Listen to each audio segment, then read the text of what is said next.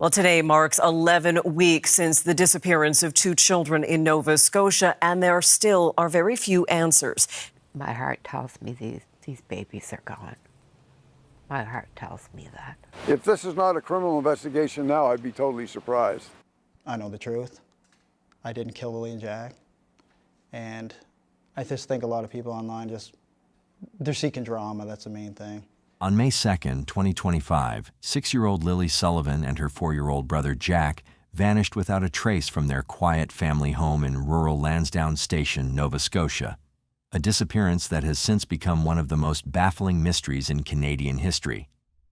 The two children were living with their mother, Malaya Brooks Murray, their stepfather, Daniel Martel, and their infant sister when they were suddenly reported missing, with no sounds, no struggle, and no clear signs of where they could have gone. In a now viral interview, Daniel broke down in tears as he pleaded for answers. Very stressful. I mean, ever since the Friday morning, when we noticed that the children were gone, immediately jumped in the vehicle, surveyed all the areas, many dirt roads, many culverts as I could, and waited for the police to get there. What followed was an all-out search involving over 160 volunteers, RCMP officers, helicopters, drones, search dogs, and underwater teams scouring the thick woods, creeks, and dangerous terrain surrounding the area. But not a single clue was ever found. And while public attention focused on the search, a subtle moment during the mother's interview sparked a new wave of speculation. As she calmly described the morning her children went missing, many began to wonder if she was concealing more than she was saying. I'm just staying as hopeful as possible. I want them home. I want to hold them. And I want them home. Now people are asking, is she a grieving mother trying to stay strong, or is she hiding something beneath that calm exterior? At the time this video is being made, the case remains unsolved, and everything you're about to hear comes from public reports, online sources, and alleged witness accounts, not confirmed facts from law enforcement. But before we dive deeper into the twists of this mystery, let's take a closer look at the family itself and why some believe both the mother and the stepfather might know more than they're willing to admit. It all begins with Malaya Brooks Murray, born in 1998, into a Mi'kmaq family in Nova Scotia. Raised by her mother, Cindy Murray, Malaya was surrounded by tradition, culture, and the teachings of her Indigenous roots. But even those deep cultural ties couldn't protect her from a life shadowed by instability. By the age of 23, Malaya was already a mother to two children, Lily and Jack, whose father was reportedly absent from their lives. Some sources claimed he was under house arrest, while others suggested he'd simply disappeared from the picture. Nothing about that chapter of her life was clear.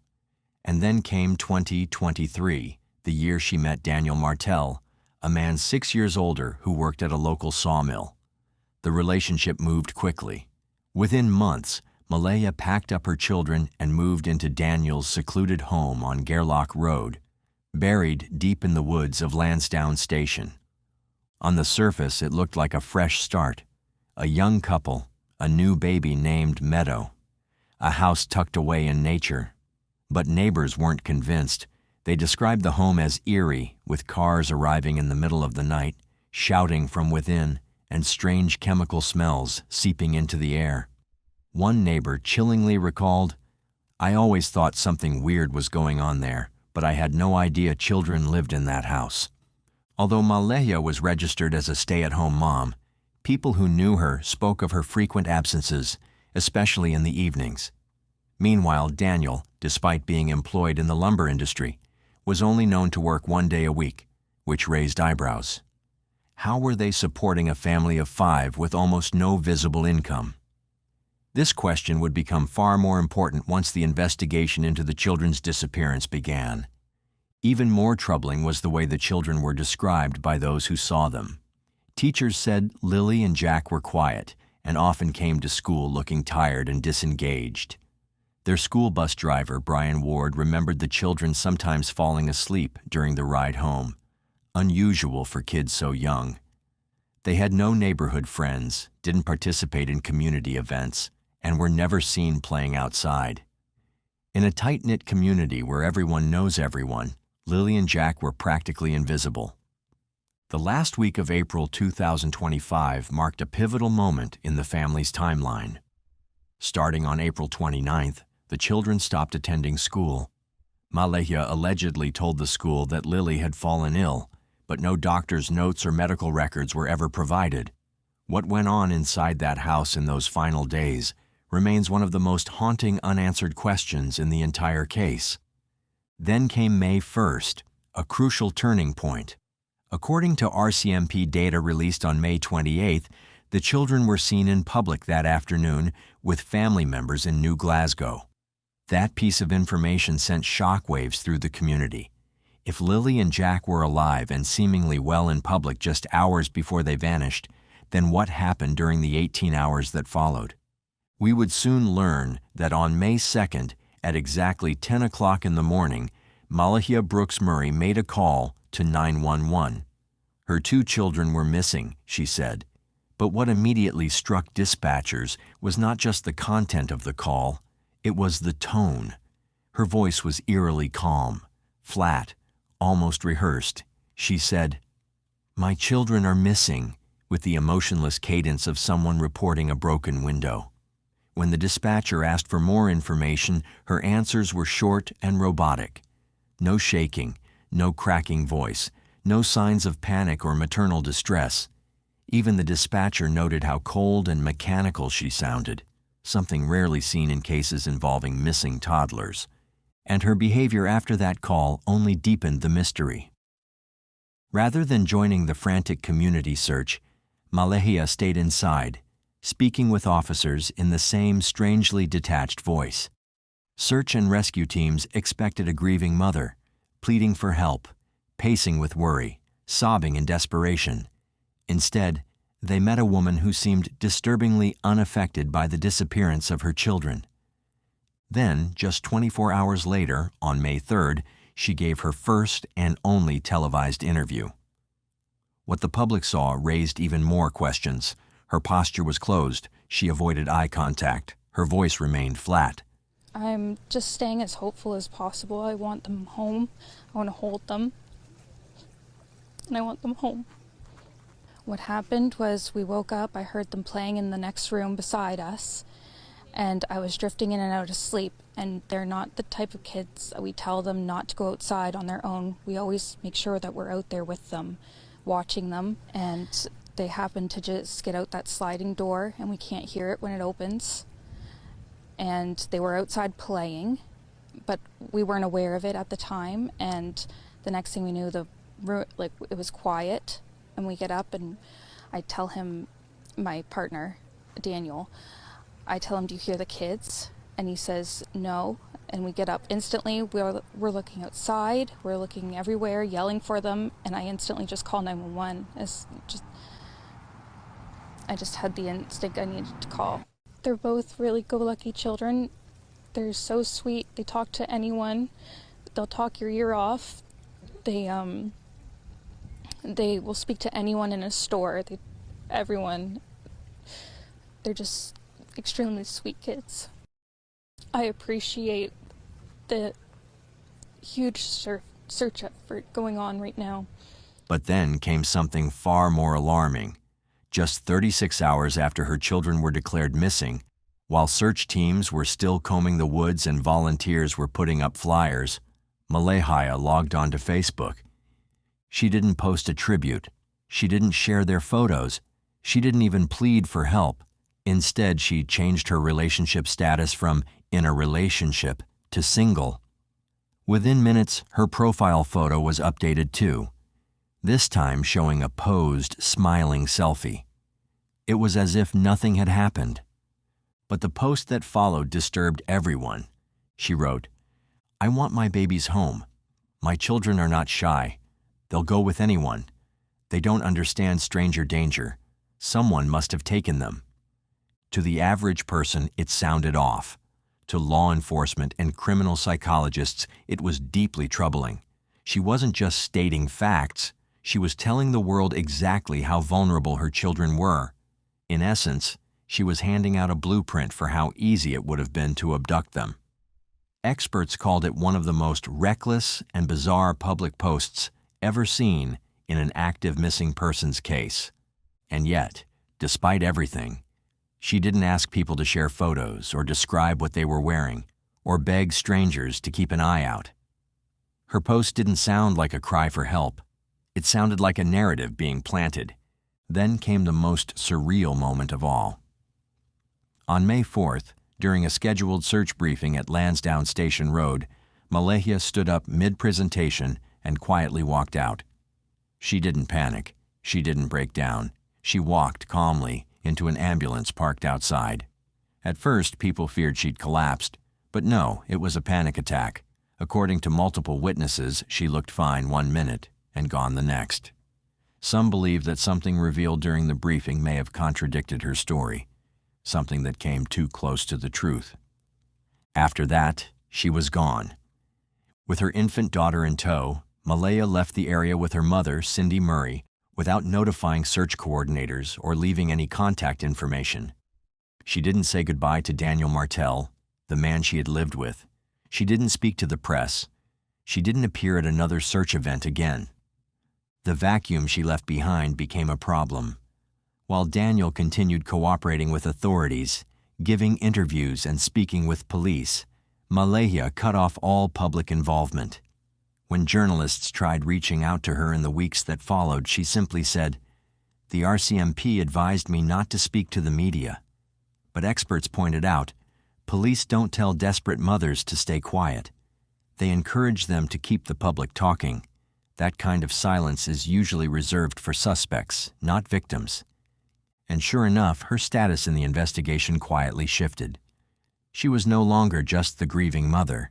She became a person of interest. She moved in with her mother to Wentworth, nearly an hour away from where her children vanished. Not only did she leave behind her home and partner, she removed herself entirely from the scene, both physically and emotionally. It wasn't just strange. To many, it was unforgivable. Even her own community noticed. The Sepeknekatik First Nation, to which Lily and Jack belonged, released emotional public statements begging for answers and supporting the search. But in every statement, there was not a single mention of Malehia. In Mi'kmaq tradition, families and communities stay united during times of pain.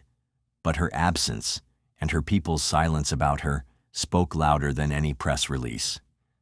Then came June 2nd. In the town of Stellarton, a public vigil was held.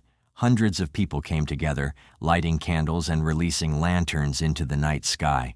Children who had never met Lily and Jack clutched teddy bears and prayed for their return. Parents cried. Strangers hugged. Lanterns floated upward, symbolizing a community's shared hope. But once again, Malehia wasn't there. Tonight is about saying a prayer, and we're going to light the way home for them. A paper lantern for 4-year-old Jack, another for 6-year-old Lily, released into the twilight sky as a beacon of hope. Illuminate the path for Lily and Jack. Guide their footsteps home. While these unknown people stood in the cold, crying for Lily and Jack, their own mother, Malehia Brooks Murray, remained at home. Her absence wasn't just noticed, it was felt. Some attendees openly voiced their anger and confusion. "How can we feel more than their own mother?" one mourner asked. It was a question that lingered long after the candles burned out, but the signs had already been there, on her social media. An analysis of Malehia's Facebook and Instagram posts from the days leading up to the disappearance revealed a troubling pattern. Her last few posts before May 2nd hinted at emotional distress and cryptic mentions of needing change.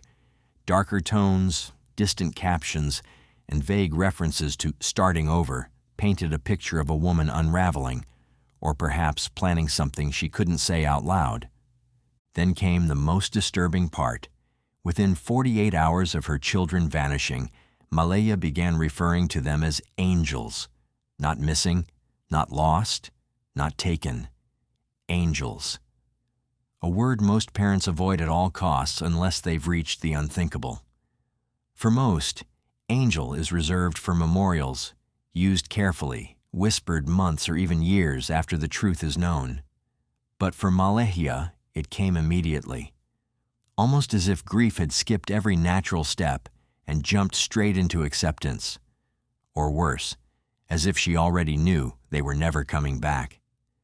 Digital forensics also noted that shortly after May 2nd, Malehia's entire online presence began to shift. She deleted multiple family photos. She altered her privacy settings. She stopped posting about motherhood. It was as if she was intentionally distancing herself from her role as Lily and Jack's mother, as if the life she had built, including the children, was being carefully erased. And then came the most sinister detail of all. When RCMP publicly confirmed the children were seen in New Glasgow on May 1st, it became clear that Malehia already knew about this sighting. Investigators later revealed that surveillance footage of the children existed, yet Malehia never brought it up, never referenced it, and never used it to support the search. Any innocent mother would have clung to those frames, proof their children were alive, proof that hope remained. But she said nothing. That silence didn't just raise eyebrows. It was deafening, because if she knew they were seen, if she knew they looked healthy, and if she believed in their return, why hide it? Why withhold that key piece of information unless she feared what else those final hours might reveal? By June 2025, the public image of Malehia Brooks Murray had shattered. What remained was the chilling profile of a woman whose every action, from the eerily emotionless interview to her vanished online presence to the cold single status update, stood in direct contrast to everything an innocent mother should be. Her story became a case study, literally.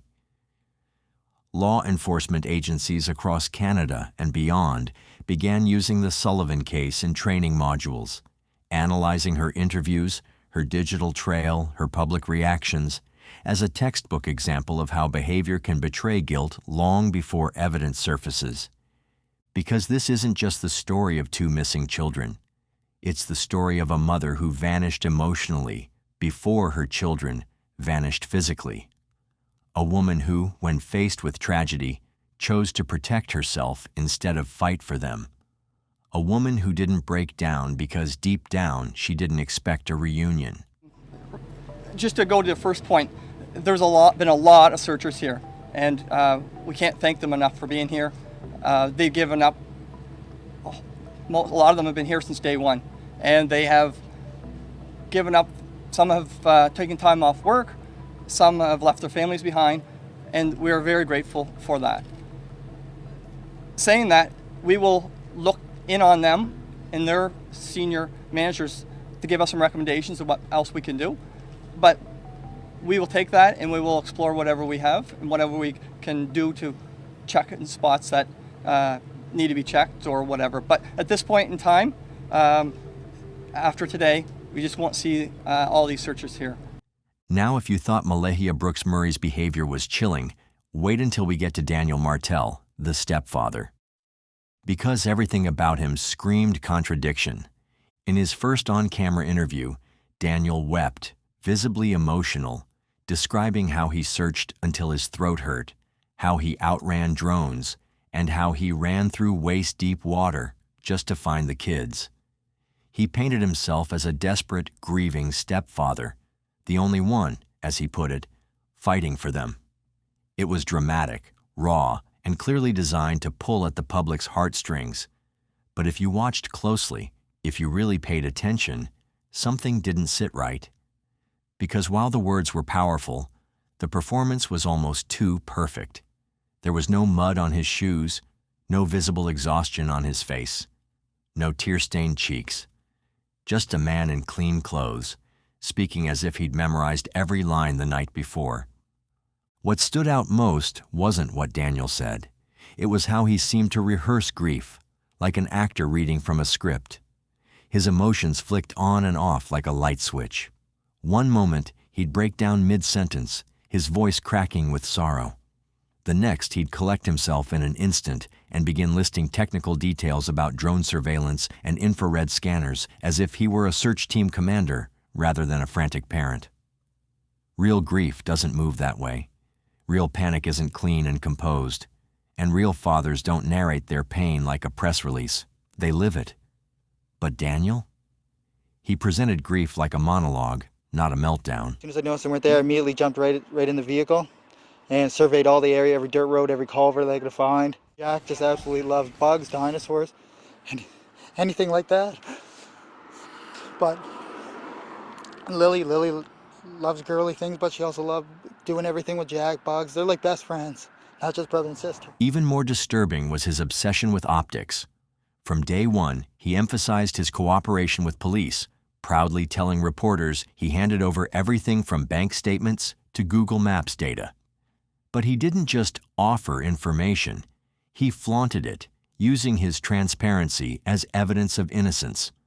Over and over, he reminded the public that he was helping investigators, that he was being honest, that he had nothing to hide. But that level of self-promotion raised eyebrows. A truly devastated stepfather wouldn't be concerned about public opinion. He'd be tearing through the woods, clinging to the smallest thread of hope. Daniel, on the other hand, seemed more interested in managing his image than finding 2 missing kids. And then there was the polygraph, a move that caught everyone off guard. Daniel didn't just agree to take a lie detector test, he demanded it. He went on record saying he requested one early on and that police were flying someone in to conduct it. But here's where things get suspicious. Canada's RCMP has trained polygraph specialists. They don't need to fly anyone in unless something's off. Was this delay convenient? Was it a tactic to buy time, to let critical hours slip away while public attention fixated on his willingness to cooperate? Some believed it was a distraction, a strategic move to appear innocent while the trail went cold. His language also gave away more than he likely intended. During interviews, Daniel repeatedly used the past tense when referring to the children. Jack loved bugs, he said. Lily loved girly things. Not loves, loved. These weren't just verbal slips. They were consistent. And in the eyes of investigators and forensic psychologists, that's a red flag. Because people clinging to hope don't speak of their children in the past tense. They don't describe them as memories. They describe them as living, breathing human beings who are coming home. Daniel spoke like someone who already knew that wasn't going to happen. And then came the contradictions. In one breath, Daniel said he didn't see Jack that morning, only heard him in the kitchen. Yet somehow he described the boy's exact outfit, blue dinosaur boots. He also said Lily had her white backpack with strawberries on it, but then added, "I think now in the forest it's probably brown." That line haunted people. It wasn't just the imagery, it was the implication. Why would a stepfather assume the bag was in the forest? Why comment on how the color had changed? It felt like he had already imagined or seen the backpack abandoned, dirty, decomposing. It was a detail no hopeful parent would conjure. Even when asked about how the family survived financially, Daniel's answers were evasive. He only worked 1 day a week at the sawmill, yet supported a household of 5. He chalked it up to seasonal slowdown. But anyone who's worked in forestry knows that's not how sawmills operate. The math didn't add up, and people started asking, where did the money come from? How did they afford groceries, bills, and allegedly drugs? Because yes, neighbors had reported parties, strangers arriving late at night, cars pulling in and out until 2 in the morning. One neighbor even confessed he didn't know children lived at the house. He thought it was a drug den. And while Daniel tried to portray himself as the only one fighting for the kids, his own relatives, people who knew Lily and Jack from birth, openly accused him of knowing more than he admitted. In fact, a physical altercation nearly broke out at the scene when his family tried to confront him. He later said, "My mother had to kick people off the property because they were saying I did it." Think about that. On day one, before the news even fully broke, people close to the children were already pointing fingers, not at strangers, not at abductors, but at Daniel himself. The strangest and perhaps most telling moment came on May 3rd, just one day after the disappearance. Daniel and Malehia attended a public search briefing. In the middle of the presentation, Malehia suddenly got up and walked out, straight into an ambulance, and left with her own mother, taking her infant daughter with her.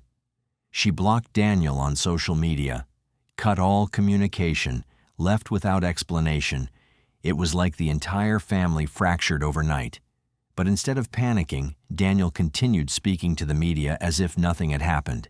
It was cold, clinical, calculated. He didn't even ask the public for help finding the mother of his child. Just the missing kids, as if his world hadn't just exploded. By May 15th, Daniel was no longer receiving search updates from RCMP. That kind of cutoff usually signals a shift, from concerned parent to person of interest. Police had seized his phone, demanded access to financial records and geolocation data, and even started tracking his movements from the past month. His complaints, "They want to know everything I did," didn't sound like those of an innocent man. They sounded like someone trying to push back, someone frustrated that the noose was tightening. And through all of it, Daniel kept performing. His voice would tremble at just the right moment. He'd describe bugs, backpacks, and bedtime stories with just enough detail to seem authentic. But it was always too clean, too precise, too rehearsed. He wasn't the dad ripping through underbrush or sleeping in his car by the search site. He was the man holding press conferences, pacing through sound bites, trying to control the narrative before anyone could piece together what really happened. Now here's the part that keeps people awake at night. If Daniel Martel knew something, anything, about what happened to Lily and Jack, why did he work so hard to convince us he didn't? Why demand a polygraph if it wasn't going to be used in court? Why memorize outfits he claimed he never saw? Why use the past tense? Why distance himself from the very people accusing him of involvement? As of the making of this video, the Sullivan case remains officially open, but the optimism that once surrounded the early days of the search has all but evaporated. The RCMP has shifted from public search efforts to a more silent, investigative phase, no longer providing daily updates or briefing the media. Daniel Martel has reportedly moved away from the area, his once vocal presence now eerily silent. Malehia Brooks Murray, the children's mother, remains absent from all public appeals, interviews, or community gatherings. Neither parent has joined a single vigil, helped with any local search parties, or made another plea for their return in over 2 months.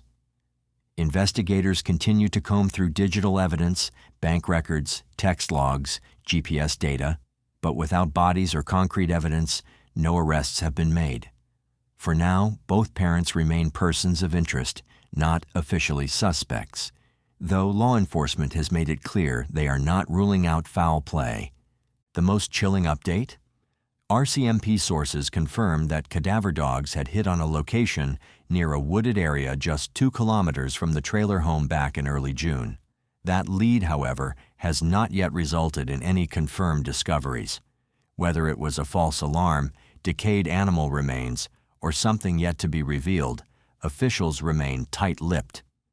The children's names are still listed on every missing person database in the country, but as weeks turn to months, hope continues to dim. And perhaps most disturbingly, no credible sightings have been reported since May 1st, the last time they were seen in public, alive. That was the day before the 911 call, the day before silence fell. If you or anyone you know has even the smallest piece of information about the disappearance of Lily and Jack Sullivan, no matter how minor it may seem, please don't stay silent. Contact the RCMP or your local authorities. These children deserve to be found. They deserve the truth. Because silence, as we've seen in this case, isn't just suspicious, it's deafening. And in that silence, justice remains just out of reach. Now let's dive into the part that everyone's been whispering about. What do you think really happened to Lily and Jack? Could it be that both parents were involved? Or was it just the mother, hiding something only she knows? Share your thoughts in the comments below. If you've made it this far, be sure to check out this next video. I think you'll enjoy it. Thank you once again for watching.